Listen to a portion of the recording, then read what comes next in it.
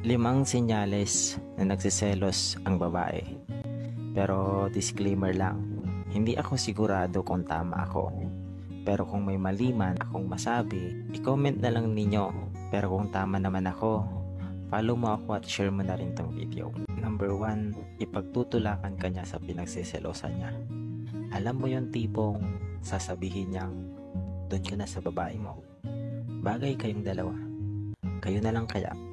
Pero ang totoo, naiinis na iyan kasi nagsiselos siya. Number 2, bigla na lang nagagalit nang hindi mo alam ang dahilan. Magugulat ka na lang. Kanina okay kayo. Ang lambing-lambing ninyo. Tapos biglang galit na siya sa'yo. Number 3, hindi iyan iimik. Tatahimik lang iyan at hindi ka kakausapin.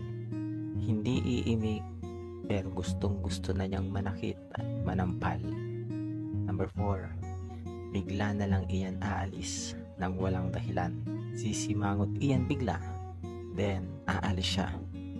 Kaya ikaw bilang boyfriend niya, dapat alam mo kung paano suyuin ang babae, kasi kung hindi mo alam, ingat ka, baka humantong na kayo sa hiwalayan. At ang number 5, na nakarelate ka sa video na ito, huwag makakalimutang i-follow ang ating Facebook page. Tandaan mo yan.